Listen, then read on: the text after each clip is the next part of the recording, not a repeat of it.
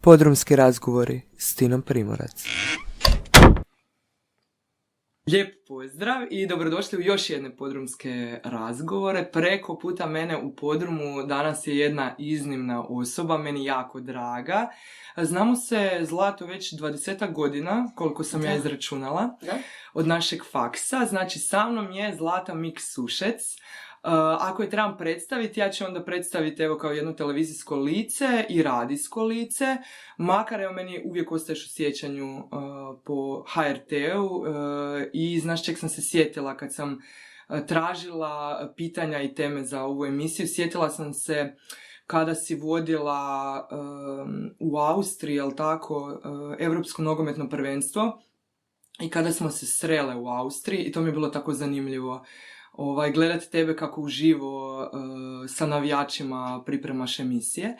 I u principu sve ono što bi ja danas s tobom htjela govoriti je upravo ovo što sam sad rekla, a to je ta jedna lakoća s kojom skačeš iz uloge u ulogu, iz projekta u projekt i u stvari konstantno radiš ono čega se većina ljudi boji, a to je da prihvaćaš novi projekt, odlaziš negdje i radiš uživo. Zlato, dobar dan. Dobar dan, ovo je najslužbeniji pozdrav ikad koji sam uputila. I evo, zato što sam se sad sjetila da te nisam pustila prvo da mi odzdraviš. Zato sam rekla sad dobar dan. I evo, odmah u glavu, kako si se usudila na sve to? Pa sad kad te slušam, hvala na svemu ovome lijepom što si rekla i uvijek me to iznenadi, još uvijek, iako sam u ovom poslu već veliki dio svog života, zapravo ni ne znam, više od 20 godina, kad netko kaže ti to tako s lakoćom, jer ja to ne doživljavam kao da je to tako s lakoćom, jer naravno da nije to. Sad je super, je, kad dobiješ poziv za neki novi projekt, uvijek bude ajme super, ali onda je drugi uvijek moment onaj ajme kako ću ja to. Ili kad sam nešto i radila, tipa sad idem u Liverpool na Eurosong, bila sam već prošle godine na Eurosongu, bila sam u Torinu, bila sam tamo 10 dana, radila sam zapravo iznimno zahtjevan projekt, dakle dokumentarni film o Torinu i o Eurosongu i snimala samo, dakle snimateljica i montažerka, to je jedna osoba, i ja smo napravile i to i hrpu reportaža i za javljanja za Dobro jutro, za Kod nas doma, za Dnevnik čak, za društvene mreže i sve, ali nekako to proživljavaš i to je sad, dobro, idemo dan po dan.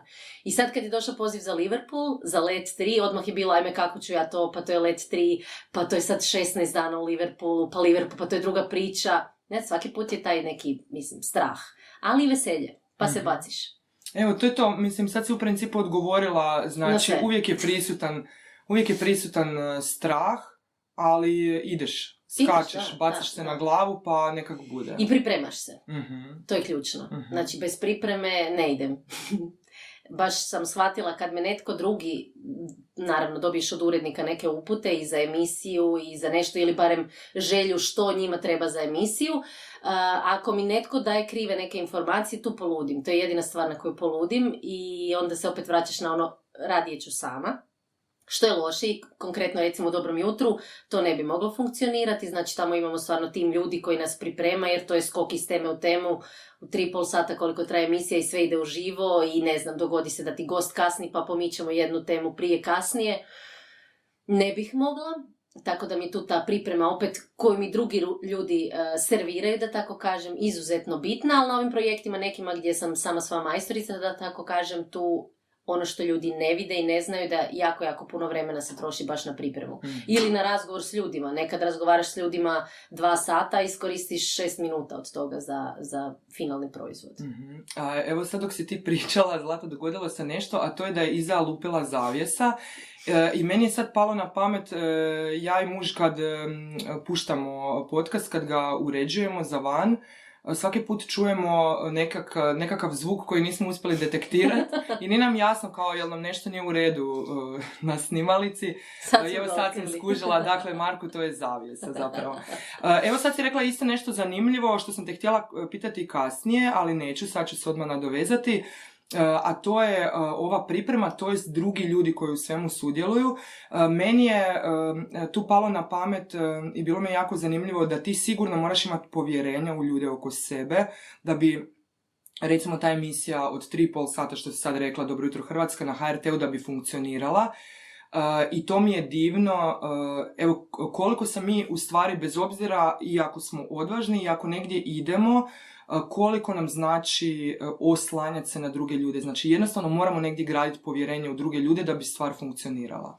Apsolutno. Televizija, iako su tu uvijek u prvom planu naravno voditelji, odnosno reporteri ili novinari, televizija je izuzetno timski rad i bez povjerenja i dobre suradnje s drugim ljudima televizija ne bi postojala. I mislim da je to možda neka greška koju neki ljudi tu i tamo naprave, misle ja sam sve, jer tu prije ili kasnije ćeš se poskliznuti. Znači nisi. Ti tamo bez kamermana nećeš biti na ekranu, bez ljudi u režiji koji će ti, ne znam, od toga govoriti koliko je vremena ili će ti reći da ne može se sad dogoditi to što se po planiranom scenariju trebalo dogoditi, tipa izlazimo van i odlazimo do Splita jer baš se nešto dogodilo u Splitu i ne možemo biti tamo. Znači to je jako puno ljudi koji svako radi svoj dio posla, ali naravno ponekad pokriva i druge, do sitnica, ali koje su ti isto tako važne kad si na televiziji, tipa da ti netko kaže da si raščupan ili ti je zapela kosa u sakou, što meni kolegica Dina svakodnevno govori, daj se malo popravi, daj si malo počešljaj, daj nemoj tu, daj popravi jastučiće oko sebe. I tako, to je baš, ako nisi timski igrač, ja mislim da ne možeš raditi na televiziji. I kako ti je biti timski igrač? Super. Mm-hmm. A znaš zašto sam ja tebe najviše htjela zvati? I palo mi je na pamet da ja to tebi u stvari nikad možda nisam rekla, ja se tom divim 20 godina, znači još od kad su mi na faksu rekli s nama ide ona s televizije, ja nisam bila sigurna ko je ta s televizije, i onda smo se upoznali, počeli smo se družiti i voziti u tvom plavom Cliu.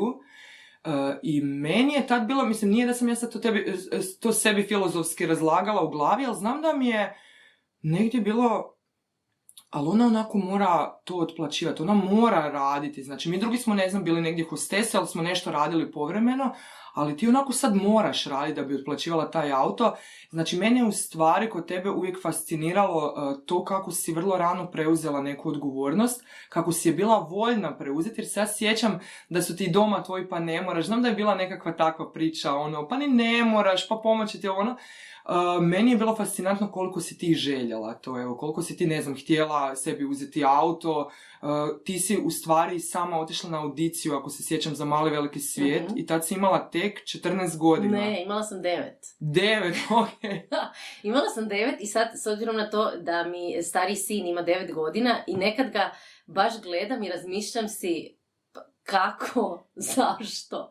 Ali, znači, i tu još treba napomenuti da, i to dan danas obično me novinari pitaju kako to, zašto, svi očekuju da sam imala nekog na televiziji, mm-hmm. I s tim da se moramo vratiti u to vrijeme, dakle to je bila 93. godina, postojala su 2 programa, HRT1 i HRT2 i to je to, nije da ko danas bilo popularno biti voditeljica i da ih imaš 1572, niti sam ja znala neku voditeljicu, niti smo mi bili doma opsjednuti televizijom, televizija je bila onako tu, upaljena tu i tamo i nismo ništa ni posebno, sad baš evo Turbo Limača se sjećam, da smo to gledali i tak i 7. noć, nedjeljom na večer, jel? Ali ja sam nekako, svašta me zanimalo, išla sam na te razne izvanškolske aktivnosti i onda šala koju moji roditelji ne vole je da sam ja 3. dijete pa da me vide sam otišla na televiziju, kao... Sorry mama, opet sam to rekla. Bila je audicija, to je bio javni poziv i to se vrtilo cijelo vrijeme i ja sam, mislim, naravno da nisam imala podršku roditelja, ne bi došla do televizije, jer ne bih ni mogla, ni maloljetna sam, jednostavno ne bih mogla, nego sam ja njima rekla da mene i to zanima i onda smo otišli na audiciju. Ono što je zanimljivo, audicija je bila od 10 do 12 godina, dakle ja sam još bila sitna, nikako nisam mogla proći po tu dob, ali bilo i starijih koliko se sjećam i to je meni bilo kao ok, evo, zanimljivo, idemo sad raditi, mi smo morali repat tamo, mm-hmm. Dobili smo neki tekst koji smo morali izrepat, morali smo voditi razgovore pa neke najave i prolazila sam ja te krugove i došla sam do finala i onda je bilo, ali stvarno si premala, kao stavit ćemo te za sljedeću godinu i tu dolazimo do tog što je recimo moje mami bilo jako zanimljivo, da sam ja sljedeće godine kad sam opet vidjela audiciju rekla idem opet. Puno ljudi bi vjerojatno reklo ne idem i kad su me pitali doma pa kako ćeš sad, pa rekli su mi da dođem sljedeće godine kad malo narastem. Sad sam imala 10 godina i sad sam mogla i došla sam i opet sam došla do finala, ostala su samo 2 para. I opet su nam rekli da smo mi rezerva. Dakle, drugim riječima, opet su nam rekli ništa od toga, ali ja sam došla i 3. godine, jer je opet bio javni poziv i onda sam prošla. Znači sad se moramo zaustaviti i moramo pričati o ovom. Prošli sam put svoju gošću baš pitala o tom pobjedničkom mentalitetu i kako neki ljudi ustaju nakon poraza i rekla sam da ja nisam jedna od tih ljudi, to jest ja kupim prnje i idem negdje dalje. Mislim, barem sam tako prije radila, sad više okolnosti životne ne dopuštaju takav način života. Ali to je meni fascinantno i mislim, budući da ti govoriš da si imala tako malo godina, ja vjerujem da je to nešto u temperamentu čovjeka da se jednostavno nekad i rodiš u sebi, evo, nešto prgavo u tebi da te tjera naprijed. Šta te to tjera naprijed? Prgavice jedna. Ne, ja mislim da je to i u odgoju, a ne samo u... Mislim, ja stvarno nisam kompetentna davati savjete, da me netko ne shvati krivo. Dakle, ja ovdje nisam u savjetodavnoj ulozi, ja ovdje samo prepričavam svoje iskustvo. Meni je, ne znam, čak mi se, nedavno sam razgovarala s mamom i došla sam do toga da sam malo izgubila tu svoju upornost. Ona je govorila još tada, sjećam se, da ju to s jedne strane oduševljava, kako sam ja uporna i kako ću doći do stvari koje želim, odnosno ne stvari, konkretne stvari, nego nečega što sam ja zamislila da ja želim, ali da ju s druge strane malo to i plaši. Međutim, nekako sam se malo povukla. Ne znam bi li sad bila tako borbena, odnosno prebacila sam taj fokus, bila bih jako borbena da recimo, ne znam, se moram izboriti za nešto vezano s djecu, ili to na što se ona javi moment mame medvjedice ili lavice ili vučice ili koje već životinje. Ali ne znam bi li se opet tako postavila. A tada mi je to bilo potpuno prirodno i ono što uvijek, recimo, kad su me zvali brucaši baš našeg fakulteta, pa su mi postavljali razna pitanja, to im je bilo zanimljivo, te audicije. To danas ne postoji, barem ja ne znam, da postoje te javne audicije i mislim da je to velika šteta, jer te to nauči da ideš, probaš, nisi uspio, ok, ideš dalje. Možda vidiš da bi negdje i prošao, ali se tebi ne sviđa to što ti oni nude. Ja sam bila na hrpi tih audicija. I, mislim, nisam prošla na nekima, naravno, ali na drugima jesam. I ono što je, recimo, nama su u dječjem programu na HTV-u radili to, da bismo mi sljedeće sezone ponovno morali na audiciju. I bili su novi ljudi tamo. I nas bi bilo, ne znam, na prvoj audiciji za Mali veliki svijet nas je bilo 200 i nešto, a ovo kasnije bi nas bilo, ne znam, 50-ak. Ali opet te izlože tom istom stresu i opet da vidimo jesi ti i dalje najbolji ili tu postoji neko drugi. I to je super. Jer ti onda cijelo vrijeme radiš na sebi i boriš se i hoću i svjesni si toga. Ako nešto dobiješ, tako evo ti sad super, evo ti ovo, evo ti ono, pa ti to nikad nećeš tako cijeniti. Ko ako si pao 5 puta na audicije, na 6 si prošao. Ili u mojem slučaju, ajde, 2 puta pao. Pa mislim da si nam sad u principu puno i rekla o ovom daljnjem tijeku razvoja događaja, to jest kako se sad možeš bacati u vatru. Mislim da je to što si doživjela sa 9-10 godina, u stvari jako dobra podloga da se ti sada ne bojiš izložiti. Zašto bi se sad bojila izložiti ako si to uspijevala raditi sa 9 i 10 godina da te neko otkanta, mislim tak dok si još mal i da se digneš, to je tad si već tu vrijednu lekciju da se digneš i pokušavaš ponovo dobila. Tako da je to sigurno uklonilo ovaj strah što ljudi sad idu na škole govorništva, pokušavaju se riješiti straha od javnog nastupa. Da, dobro, ne mogu baš svi sa 9 ići na audicije razne isprobavati stvari, ali da, pa sigurno te to obilježi. Jer ja govorim svoje djeci često da iskušavaju, isprobavaju razne stvari, nekog nešto zanima od početka i drži se to godinama, a neko ide iz sezone u sezonu, pokušava nešto drugo.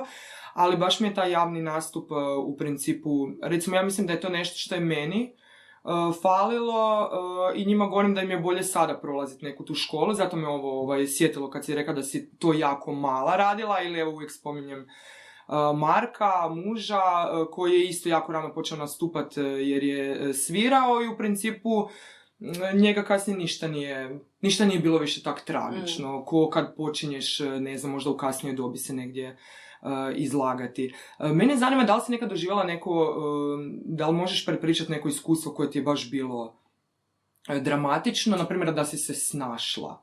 Recimo, posebno ta javljanja uživo, sjećam se da si mi govorila kako imate i bubice, da nekad moraš i pričati, dok ti neko drugi nešto priča drugo u bubicu, recimo to mi je bilo jako zanimljivo, znači kako, znači stojiš pred kamerama, znači ne samo da moraš nešto govoriti pred kamerama, ne samo da ide uživo, nego još imaš i pozadinske šumove i neko ti nešto govori, kako to sve funkcionira. I moraš slušati, da. Rekli su mi, nisam gledala, rekli su mi da je predstava Idemo uživo super, jer prvi put tu ljudi vide zapravo kako to funkcionira. Ali meni je to isto kao već normalno, navika mi je, ne znam, ne smatram to nekom posebnom vještinom, što isto možda moj problem. Da, sad si mi dala misliti, neka posebna situacija, pa bude brdo tih situacija, ti najavljaš jedno, oni ti jave nemamo, to ide nešto drugo. Ne znam, onda ta javljanja uživo, recimo, baš si me sad podsjetila, nisam dugo o tom razmišljala, 2008. Europsko prvenstvo u Austriji i Švicarskoj, pa ti, neki navijači ti ulete, ti se moraš tu snaći s njima, iskomunicirati, opet da ne bude tamo predugo, moraš prekinuti, to mi je uvijek, to mi je najteže, kad moram prekinuti nekoga jer tipa idu vijesti, ili probili smo sve termine i sad ti prekini čovjeka, a nije završio svoju misao, recimo, to mi je možda najteže dan danas. Imaš ljude koji se stisnu i onda ne žele odgovarati na pitanja, a do prije 2 minute si s njima najnormalnije razgovarala. To mi je izazovno, to volim, jer im onda postavljaš 1527 pod pitanja. Toni Milun, recimo, danas čovjek koji se pred kamerama ponaša potpuno prirodno, je došao u dječji program uživo, znači tad je počeo snimati svoje videe, i došao nam je u dječji program i rekao mi je, ok, ovo je sad drugčije, ja ne znam kako ću reagirati, ali toliko je pametan da je on znao već što bi mu se moglo dogoditi i meni je dao odgovor na prvo pitanje i moli me da se držimo prvog pitanja. I stao je, nije odgovorio do kraja i onda smo išli s tim pod pitanjima i onda smo to lijepo ispričali. Znači već je bio svjestan što bi se moglo dogoditi i kako to riješiti. I tako, ne znam sad, evo, ako smislim još do kraja podcasta, reći ću ti neku posebnu situaciju, sad mi ništa ne pada. Ali šta ti je bilo najzanimljivije? Meni je u principu, nedavno smo pričale da su ti rekli da si skupila radnog staža gotovo koliko imaš i godina, jel tako? Da, to je jer je paralelno idu i radio i televizija, znači koliko je to radnog staža? Pa dakle, imamo 3 godine u dječjoj dobi koje kao ne brojim pod radni staž, a ovo je od 2002. na televiziji, dakle 21 godina plus 12 godina na radiju. To je 33, onda ako pribrojiš ovo dječje, to je 36. Znači, praktički onoliko koliko imaš godina, toliko i radiš. A jesi li ti Zlato radoholičar? Kao ne. Iduće logično pitanje koje se nameće. Ne, ali znaš što se tu javlja kao problem sada, u mojoj dobi? Da se čovjek pita, jesam ja sad već tu potrošila sve, mislim, jesam probala sve oblike tog posla, jesam gotova, jel bi ja sad trebala nešto potpuno novo otkrivati i svako malo mi dođe ta kriza identiteta, ali onda shvatim da ja to jako volim i da i baš se onda i dogodi, ne znam, moja unutarnja sila onda privuče neki novi projekt koji je zanimljiv i koji odskače od svega što sam do sad radila i onda mi opet bude zanimljivo. Ali ono što me definitivno spašava, da ja sad radim već 30 i nešto godina isti, recimo, neću reći uredski posao, jer nekom je uredski posao fantastičan, nego nešto gdje ja nemam doticaja s drugim ljudima, možda bi mi to prije dosadilo. Ovdje, koliko god je to ista zgrada, možda manje više isti suradnici, ja stalno upoznajem nove ljude. Dakle, ja razgovaram u emisiji najprije o, ne znam, sad ću bubnuti, o nekoj bolesti, onda o matematici i fizici, onda o novim zakonima, nakon toga smo u sportu, nakon toga razgovaramo s glazbenicima, pa razgovaramo o hrvatskom jeziku. Onda drugi dan nešto sasvim deseto i to, recimo, ja to najviše volim u svom poslu. Te različite priče, različitih ljudi i različite teme. Znači, u principu, to što je sve dinamično. Jako dinamično, jako puno ljudi. Kako te televizija oblikovala? To jest ti radio. Znači, kako tebe taj posao oblikovao zato što si srasla s njim? Šta ti je donio? Osim što ti je donio muža. Znači, u principu na televiziji si upoznala i supruga, na televiziji se nekako sve... Kažu da je to čest slučaj. Da, ko plesači, meni mama uvijek govorila, pa plesači su... Pa da, jer moraju trenirati zajedno, stalno su zajedno. Tako kažu i u Ladu da ima jako puno bračnih parova. Mm-hmm. Da, donio mi je muža. Kako me oblikovao? Pa ti baš imaš teška pitanja. Ne znam, oblikovao me...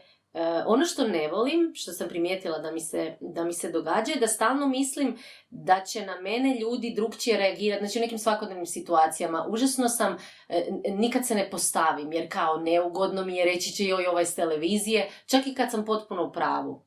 To je zapravo glupo, svjesna sam toga, ali to i dalje radim, jer mi je kao srame, bruka mi je. Mm-hmm. Iako je neki drugi ljudi bi u toj situaciji se trebali sramiti jer su oni potpuno u krivu, ali meni je uvijek neću ja da slučajno netko ne bi rekao vidiš kako se postavila jer je s televizije.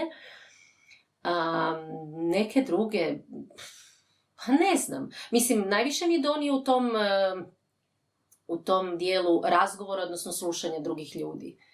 i kako se tu postaviti i kako reagirati, ali mislim, ne znam, to bi Evo, vjerojatno onda mi je to, život. evo to što si sad rekla za druge ljude, znači slušati druge ljude, ti slušaš jako puno priča, jako puno ljudskih priča. Da li te neka priča nekad bila pogodila? Da li te neka priča dovela do plača? Kako se postaviš u tim Apsolutno. situacijama kad nešto boli, a u programu si uživa? Mislim, inače si jako prirodna, uvijek si bila prirodna, meni djeluješ prirodno i na televiziji, ali kako? Osim što govorimo Kad krene drugčije. empatija. Da. Kasnije kad ugasimo ovo ćemo imati malo piskutavije glasa. Znači kako, evo, kad krene empatija, jer znam da si jako iznimno si empatična osoba. Jedan jedini put smo morali zaustaviti snimanje dječjeg programa kad se radilo o karcinomu. I mislim, bila je ozbiljna tema, bio je psiholog sa mnom u studiju i mi smo o tome razgovarali, psihologica, ili psihologinja. Ne znam. I razgovarale smo o tome onako sve, kako tom pristupiti, vrlo racionalno i sve, i onda je krenula reportaža o mladom čovjeku koji u tom trenutku, ne znam, imao 20 godina, ali prepričavao svoje iskustvo prije 18. rođendana kad su mu otkrili rak testisa. I sad ta njegova vrlo je bio elokventan, poletan, veseo, to je bilo iza njega, ali ta priča je mene ubila zapravo i tu sam pukla i počela plakati i kažem, morali smo zaustaviti jedin put, iako je bilo više puta, jer mislim to su teme o kojima treba razgovarati. I još mi ta psihologinja rekla, ali njih se izliječi više od 90%, kao nema tu razloga. I s druge strane mislim da i nemaš pravo, mislim ja nemam pravo plakat tu, šta sad ja tu oplakujem nekoga, neću mu nikako pomoći, dakle to je ono što ti uvijek kažu bolesni ljudi, ne treba mi sažaljenje, daj normalno razgovari sa mnom, to znam da su recimo masu puta nam rekli roditelji bolesne djece koji imaju baš velikih problema, nama ne treba da nam neko govori o jadni, nego nam treba da nas konkretno primite, inkluzija u punom smislu te riječi i tako dalje. Tako da sam se ovdje osjećala baš jadno i nemoćno, ali me frustriralo, točno znam što. To što je on došao u školu na razgovor kod svoje pedagogice i ravnateljice i rekao im je koji je njegov problem, zašto se neće moći sad vjerojatno neko vrijeme ni pojavljivati u školi, a one su mu na to rekle, ajme, jesi ti sad zarazan za druge? Joj, mislim da se sjećam te priče. I kao one su njega zapravo isključile. I ja sam tu pukla ne nad tom njegovom tužnom sudbinom, nego nad tom glupošću. Ono, zar je moguće da nam u obrazovnom sustavu radi osoba koja će se tako postaviti kad je netko koji ima 17 godina i ko vrlo zrelo pristupa tom problemu i dolazi na razgovor, dakle da vrlo zrelo to objasni i dobije neku potporu konkretnu i razumijevanje na kraju krajeva, mislim to ne moramo ni spominjati, mislim da bi se to trebalo samo po sebi podrazumijevati, i dobiju takvu zapravo pljusku. I to me ubilo. I onda su svi šaputali kao što se dogodilo, zašto je Zlata pukla, njoj neko bolestan. Ja sam rekla, plaćam glup, je li moguće da te tako sustav iznevjeri? Zapravo to me ubilo baš. Nepravda. Jel vidiš puno nepravde u tim svojim pričama? Da. Uvijek te dirala ta nepravda. Da. To je nešto što me najviše može izbaciti iz takta, nepravda i nemoć. Znači kad vidiš takvu neku situaciju, kad znaš da se nešto događa i kad bi onako vrisnula bi, čupala bi, grizla bi, ali vidim da ja ne mogu ništa. Evo, to me ubija. Kako se prema tome postavljaš? Jer mislim, mi često u principu ne možemo pod navodnicima ništa, u smislu da ne mogu sad promijeniti cijeli sustav, ali u principu ja uvijek pokušavam nekako tu gledat šta ja mogu napraviti, ne znam, tako se liječim, jer ja isto sam kako sam empatična, uvijek me boli nepravda. Kako se s tim nosiš, evo, kad baš vidiš puno teže, ne znam, ljudske sudbine nego što ja u principu susrećem? Pa mislim, postoje brojne situacije kad zbilja ne možeš ništa, ali nekako si uvijek kažem, daj nemoj sad tu plakati i biti jad, nego gledaj kako možeš pomoći. I onda sam shvatila da često svojoj djeci zapravo govorim, evo vidiš, nije nam svima lako, nije nam svima isto, treba cijeniti što imamo i što oni mogu napraviti, odnosno pokušavaš ih učiti, mislim da nas nedovoljno zapravo uče i da bi to mogli u školi malo više provlačiti kroz nekakav nastavni program, kako se postaviti baš to, prema nekom tko nema sve što ti imaš, i tu ne mislim materijalno, nego dakle prema nekom tko je bolestan, nekom tko, ne znam, ne vidi dobro, nekom ko se teže kreće. Tu me dječji program jako puno toga naučio, na čemu sam ja baš sam zahvalna, jer ne znaš kako, recimo, slijepa osoba konkretno ide preći cestu. Moj prvi poriv je primiti ju. I to sam i napravila. I čovjek mi je rekao, nemoj to raditi. Jer se ja ne osjećam ugodno da me nepoznata osoba zgrabi za ruku. daj mi ruku, ponudi mi se, reci mi da si tu, ja ću te primiti, osjećat ću se sigurno i dobro, pustit ću te kad to više ne želim. Nemoj dragat mog psa, jer ga to ometa u njegovom radnom danu, odnosno u njegovim zadacima. Nemoj sa svojim psom dolaziti mojem psu, jer ga to opet ometa u tom što on radi. I tako sad ima hrpa situacija. Sjećam se jednog dečka u invalidskim kolicima kojeg sam pitala jel mu treba nešto pomoći. On je rekao ne, i to onako dosta odlučno ne. Uvijek mi žele svi pomagati, a ja te stvari koje mogu sam napraviti, želim sam napraviti. I to je zapravo koji malo dijete. Mislim, ako mu cijelo vrijeme sa svime pomažeš, napravit ćeš od njega nekog ko više ni ne želi, nema potrebu ništa raditi, onda će jednog dana biti bespomoćan. Znači, treba im dati da što mogu napraviti, naprave sami, jer će se bolje osjećati. Mislim, logično, svi se bolje osjećaju. Kad si sad govorila o djeci, sjetila sam se da si mi bila govorila da su ti vođenja festivala u Šibeniku bila uvijek zanimljiva i taj rad s djecom. Evo, zašto baš taj šibenski festival?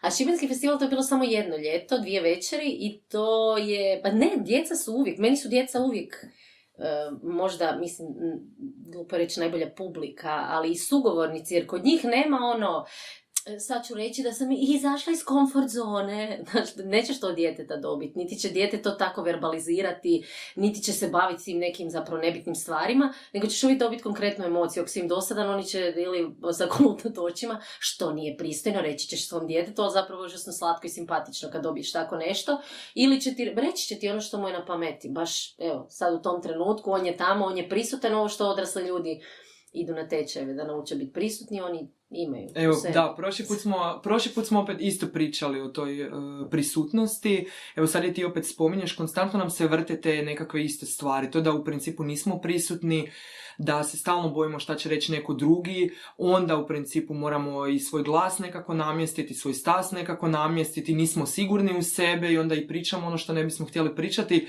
Djeca su kao da su cijepljena od toga i sjetila sam se da si i na anteni, čini mi se, bili ste vodili one emisije izvještaj iz vrtića, jel tako? Kako je to izgledalo? To je bilo fenomenalno. To mi je bio jedan od zbilja najdražih zadataka, jer smo dobivali nevjerojatne odgovore. Naravno, oni uvijek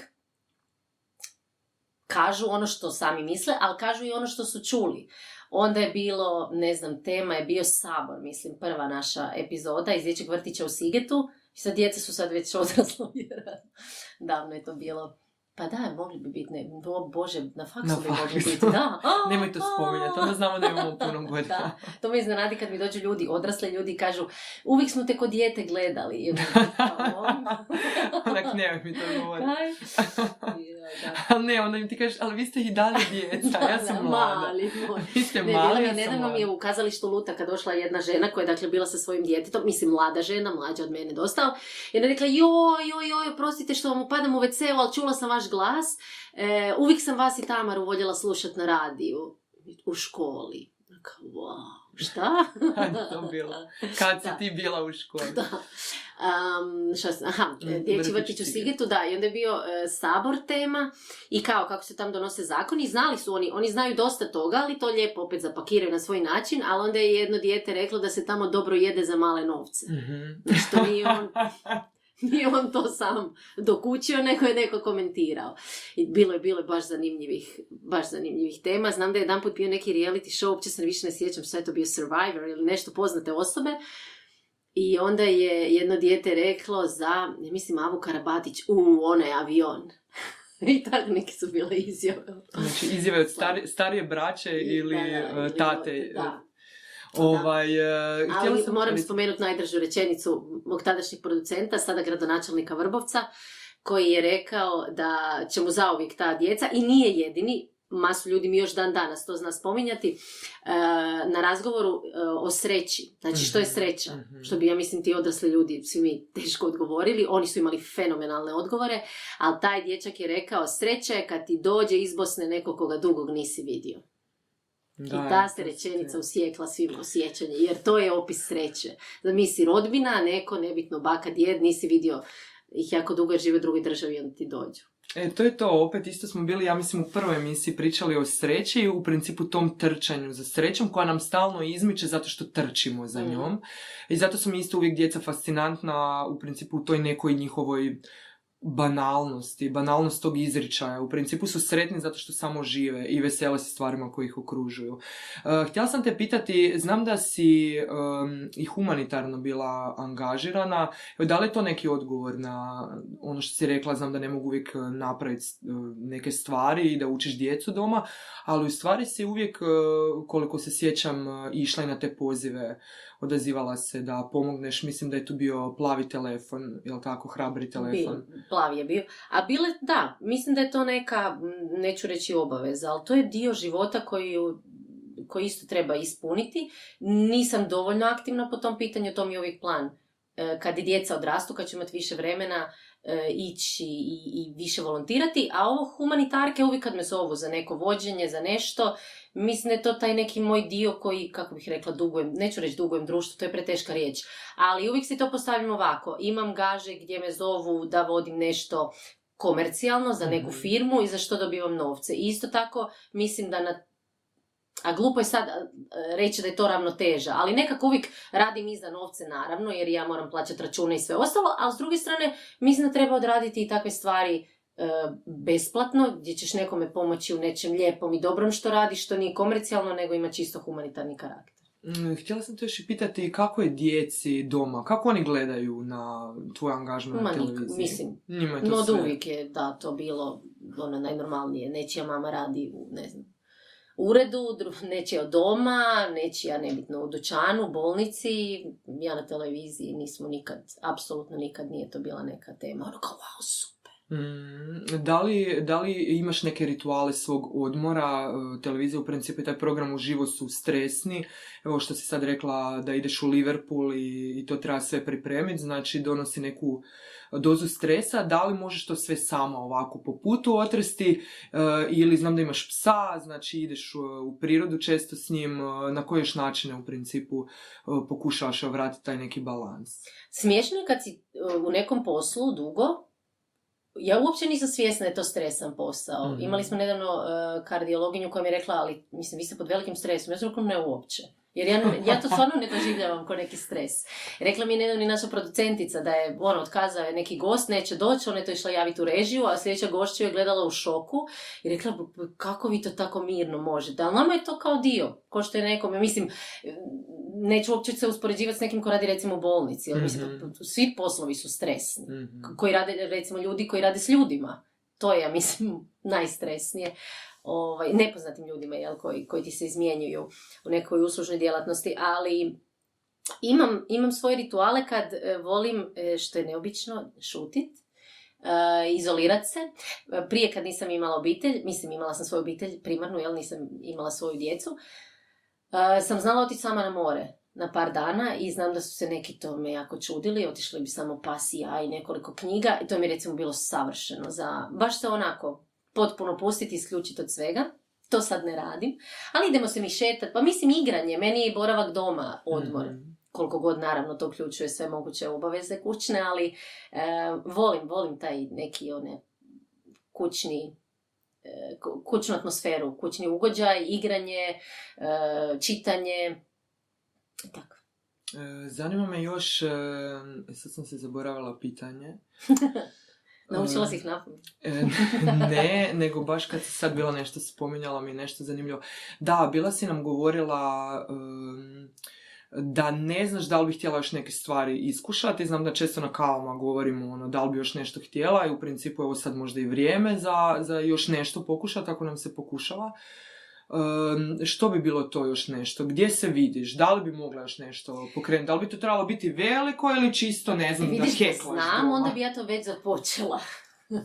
Ali to je nešto što ja imam.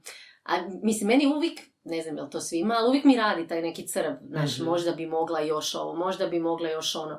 Ali kao što sam rekla, uvijek kad dođem u tu neku fazu, onda ne znam što, privuče neki novi projekt i onda mi se otvore neka nova vrata, neki novi izazov, nešto što do sad ipak još nisam radila i kojim se mnogima čini da sam na televiziji već radila sve moguće forme i projekte. Tako da opet budem sretna. i zadovoljna, jer mislim da jedino tako kad si zadovoljan možeš raditi dobro. Jer da sam baš sad frustrirana i živčana i mrzim cijeli svijet, ne bih mogla razgovarati s ljudima. Ali uvijek imam ideje, uvijek imam želje. Meni je, ja sad kad te gledam, sjetila sam se, znam kad bi neke stvari proživljavali, uvijek mi je bilo fascinantno isto koliki si borac. Znači, ja i Zlata jako puno pričamo, znači mi smo uvijek vedre, jako puno pričamo, ovdje smo sad jako pristojne i ne upadamo jedna drugoj u riječi, znači to djeluje puno drugačije. Ali mi je uvijek bilo, i sad si puno puta u emisiji, pa neću sad plakati da mi reći šta mogu napraviti, znam da si se uvijek sa tim nekim, da si izrazito empatična i uvijek si se tako hrvala sa tim nekim svojim emocijama, to mi je bilo divno, kako prelaziš preko stvari, kako ne daš da te stvari zarobe, u principu to opraštanje, to jest onako, je, idemo, ne znam, to mi je uvijek bilo fascinantno, ne znam da li sam ti sad to regularno, regularno sad objasnila, ali evo to mi je bila neka tvoja divna osobina, znači djeluješ jako veselo, evo sad govoriš, ne znam, nisam u stresu, tako dalje, ali kod tebe to nije lažno, znači nije onako sutra će te trefiti srce, jer izbjegavaš to, mislim, u stresu si, ja kao ne znaš da li si u stresu, znači uvijek si bila...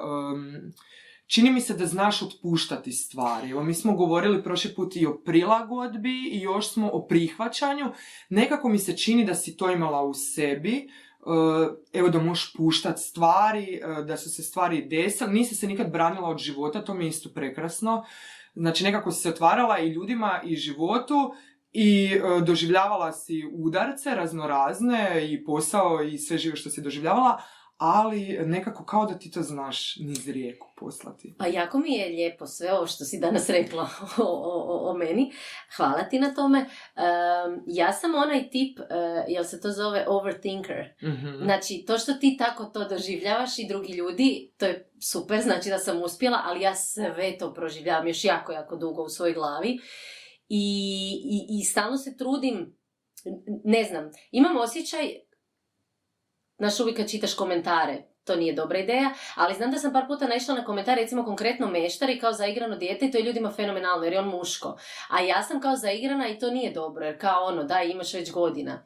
I ja sam razmišljala kako je to, mislim kao prvo potpuno krivo, kao imamo različito kao percepciju muškaraca, oni mogu biti kako su slatki, sa 60 godina, a mi kao ne bi smjela biti ili što. I shvatila sam da, ja sam zaigrana, ja imam to u sebi i ja ću to uvijek imati u sebi i uopće se neću boriti protiv toga. To vidim recimo sad i s djecom. Kad su mali, onda mi imam 1800 ideja, kad već postoje veći šta se sad radi s tom djecom. Ne mogu ja to. Ali da, ja sve nekako pokušavam racionalizirati i kad možeš mijenjati, mijenjaj, a kad ne možeš, mislim, moraš pustiti u nekom trenutku. Ali nije to tako lako kao što možda izgleda. Kažem, ja to sve jako proživljavam i danima i tjednima. I imam još 700 argumenta, trebala sam ovo ovako, trebala sam drugčije, trebala sam to možda ovako, onako, ali onda na kraju dođe do toga, a okej, nisam. Ali meni je fascinantno da ne uzmičeš, znači ja se sjećam se i kad je bio Ples sa zvijezdama, ja se sjećam nekih trenutaka i kad sam išla gledat, bili smo u studiju, ja se sjećam nekih trenutaka da je onak, mene je bilo strah, jer tebe nije bilo strah, neko se sad mora bojati u ovoj situaciji, znači meni je uvijek bilo fascinantno, ili sad si spomenula komentare, znači ja uopće ne čitam vijesti, ne čitam komentare, jer ja sam isto, mene dira sve živo, ja isto previše razmišljam, sve me živo dira, sve moram prokljuviti u glavi. I to mi je bilo fascinantno, sjećam se, čak mislim da je to baš bilo iz vremena Plesa sa zvijezdama, kad svašta ljudi napišu za bez veze, i ja znam da sam jednom nešto pročitala i bilo mi je u glavi, čovječe, i sad ona dalje živi, i sad ona i dalje izlazi na scenu, i sad ona i dalje pleši, i sad ona i dalje vodi na televiziji, a ljudi znaju biti, mislim, grozni, znači znaju biti odvratni. Odvratni, baš odvratni. I to je meni bilo, ja znam da mi se nekad onak želo da, ajme onak, kako ti to možeš, i sad sam se sjetila u principu da sam u ovom romanu večeras u Bukafeu, kad mi dvoje glumaca, govorim glumci, ne vide glume, znači dvoje likova u romanu kad ona govori kao, ali šta, ja budem htjela pisati roman i onda budem htjela napisati u romanu govno jer mi nekako paše i šta ako sad ono, kao, ko će to čitat, pa ne mogu napisat govno, onda ovaj njoj lik govori drugi muški, onako, ali dokud sežu tvoja razmišljanja. Znači, ti se već sad preliminarno bojiš da ćeš u romanu htjeti upotrijebiti riječ govno i ko će to možebitno pročitati i šta će on na kraju reći o tebi. I u prvoj emisiji nazvali smo cijelu emisiju, cijelu epizodu u principu kako se riješi tog straha od tuđeg mišljenja. I u stvari ne vidim bolju osobu sad nego ti koja si nam tu da nam kažeš u principu kako iz glave, raditi svoj posao iz glave i izbit da će sigurno neko nešto reći. I još u tom slučaju neko može nešto reći javno, vrlo javno, znači mogu ljudi pričati što god žele. Znači kako se to poništi u glavi? Kako ona ide, stara narodna? Još se nije rodio koji svima ugodio. Mi se znamo zezat doma pa kažemo ne postoji niko kog svi vole, osim Roberta Knjaza. Da. Ali... Čekaj, moram sad apsorbirat prvo. Nisam ja osoba koja se toga riješila, ali se polako rješavam, jer ti kad ideš racionalno to pogledat, onda je onak, daj, mislim, stvarno, ono, komentari, halo. Piše XY247 Zagreb. Dakle, tu je sve jasno. I kad ideš to nekome objašnjavati, tipa nekom djetetu, nekom mlađem, onda se sva ono, pa nećeš valjda, pa ali naravno kad vidiš nešto o sebi, mislim većinom su to glupi da se nasmiješ i ona kažeš, ok. Ima jako konstruktivnih komentara. Gospođa jedna koja mi je za vrijeme trudnoće negdje napisala da joj je super sve kako ja radim, ali kak sam trudna da malo čudno sjedim. I onda sam išla pogledati to i vidjela da stvarno čudno sjedim i ono, hvala gospođo. XYZ. I tako ima. Tako da nije to uvijek glupo i loše, ali mislim sad kad ti neko nešto ružno napiše, ne znam, više se time... Stvarno se ne bavim time, ni ne čitam to. Ali moram se vratiti na ovo što si ti sad spomenula, taj ples sa zvijezdama. Znači, ja sam u tom trenutku bila na televiziji već jako dugo. I ja do tada nikom nisam smetala, da tako kažem, jer nisam bila u prvom planu. Ljudi su znali da ja postojim, mislim da sam u toj fazi i sada. Ljudi znaju da ja radim na televiziji, ako znaju čime se bavim, znaju što radim i... Logično im je da sam tu jer sam tu već 100 godina, ali tada, kako je odjednom nastao hype jer je tad ples sa zvijezdama, mislim još uvijek je taj ples sa zvijezdama jako gledan, jako komentiran, tebi ljudi počinju neke gadosti ljepiti uz tebe koje veze nemaju s mozgom. Znači, čija je ona? Onda jedno vrijeme bilo da sam, ne znam, nečakinja od čovjeka na televiziji kojeg jedva da i poznajem. Onda je, ali to ti počnu tu neki televizijski kuloari, valjda, nemam pojma otkud. Aha, obiteljske veze. Onda je nakon toga bilo, ne, ona je ljubavnica od ne znam koga. Što ti je isto, mislim, pa ono da ne, ovih si kažu, čitat će mi to mama i tata. Mislim, meni to uvijek, zašto to neko ide raditi? Zašto ti izmišljaš priče? Znači, ajde da tu ima nekog. Onda sam bila, ne znam više čija. Onda je jedna žena s kojom sam radila u dječjem programu, imali smo baš po meni vrlo ugodnu suradnju, bila u društvu nekoliko osoba na televiziji gdje je rekla da, ja sam došla preko ne znam koga, tralalala, i onda je srećom tamo bila i ta neka druga razborita osoba koja je rekla, pa zašto to sad govoriš? Pa znaš da je tu već više od 10 godina, da je išla na audicije, i onda je ona poklopila se i ušutila. Znači, ljudi iz valjda neke vlastite frustracije, zloće, nemam pojma. Uvijek gledam jel bi ja tako komentirala. Ne bi. Čak i da znam neku priču, ne bi ju sigurno napisala. Znači, to su uvijek, a na kraju krajeva to može biti jedna osoba koja ti podmeće mine iz konkretno nekog svog osobnog razloga. Ne znam, ali evo baš sam sad pročitala knjigu Andreja Andraši, koja isto svako malo to spominje u svojim kolumnama pa i u knjigama. Stvarno se treba, mislim, ko su ti anonimni ljudi koji to pišu i kako izgleda njihov život kad imaju potrebu i vremena pisati takve stvari o drugim nepoznatim ljudima. Što bi ti sad neko osobe koja nas sluša i bori se s tim da negdje malo iskorači, da radi nešto svoje, a boji se tih okolnih razmišljanja? Da li imaš nešto što bi mogla Pa samo da to ne reći? čita. Mislim, to je u ovom našem poslu gdje imaš javne komentare na javne osobe, a osobi koja sad ide raditi nešto drugo što nema veze s javnim poslom, mislim, opet nisam neko ko bi trebao davati savjete, ali mislim da treba se baciti na to nešto što želiš i naravno pripremiti se dobro. Ne mislim nikada je dobro baciti se u nešto o čem nemaš pojma. Mislim, sad ću ja ići otvoriti laboratorij, biokemijski neću, jer ne znam ništa o tome. I mislim da to isto treba paziti, biti realan. Ali ne vidim da ti se može nešto strašno dogoditi, osim ako to naravno nije neka enormna investicija. Mislim da uvijek treba probati i ako ne ide, onda se vratiš. I da se vratim na moj plavi Clio, koji ne bi imala da nije bilo mame, jer je ona bila sudužnik, jer naravno da ja kao studentica nisam mogla dići kredit. Mama je, dok smo prolazile cijelu tu priču i javni bilježnik i sve to, svako malo je dolazila do ljudi koji su govorili, ali zašto je to, pa ne, pa kredit se ne isplati. Ona je rekla, pa dobro, ali mislim, nema drugu opciju. Dakle, da, ona će platiti skoro 2 ta auta, ali nema drugu mogućnost, silno želi novi auto, kupit će ga, ja ću biti sudužnik i kao šta ako neće moći otplaćivati, ništa, onda će ga prodati. Pa neće to biti dovoljno novaca, ja kao, pa dobro, mislim, bit će. Znači, nije mi mama govorila, super, sam ti digni kredit, ja ću ga otplaćivati cijelo vrijeme, ali mi je rekla, ako nećeš moći, mislim, moraš biti svjesna što se može dogoditi. Ali vidiš, nije te ni kočila, to mi je lijepo, u principu. Ali to je to, znači, ja bez podrške doma ne bi mogla otići na tu audiciju na kraju krajeva 93. jer me ne bi imao ko odvesti i potpisati za mene, jer sam dakle bila debelo maloljetna još. Ne bih mogla da vozit plavi Clio i tebe u njemu. I svog psa. Super mjesta. I svog psa. Ali to je smiješno zapravo da je meni okidač za kupnju auto. Dakle, ja nisam neko ko je silno, ne znam, prio na auto, mislim to i dokazuje to što sam kupila Renault Clio, dakle nije mi bilo važno da to bude ne znam kakav auto, niti sam ja nešto imala da sam se morala voziti, niti bi mi bio, ne znam, stres voziti s javnim gradskim prijevozom, nego je sve počelo zbog psa. Jer sam ja ljeto prije bila na moru, išli smo na Brač i vraćali smo se s Brača, do tamo smo došli, mama i tata su me dovezli do Splita, onda sam bila na trajektu, onda su me dalje opet vozili prijatelji i nazad i mi smo trebali ići autobusom do Zagreba i to je bila živa muka naći autobusu koji će nas primiti sa psom i niko nas nije nigdje primao i ja sam naravno sjela na rivu i plakala svoje ogromne količine suza i tako, i tu sam doživjela od jednog mlađeg prijatelja, odnosno prijateljevog bratića, koji mi je rekao, pa ti plačeš. Ja sam rekao, često plačem. I to mi je smiješno, to mi sad isto neki. Ti plačeš, jer kao uvijek si vesela. Ja plačem, to mi je svojevrsna terapija. Uz filmove, knjige, tako, često zacmoljim. Uglavnom, tamo sam oplakivala to što mi nikad nećemo doći do Zagreba. I rekla sam, kupit ću auto. Ja ću kupiti auto da smo slobodni ići kad želimo i kamo želimo.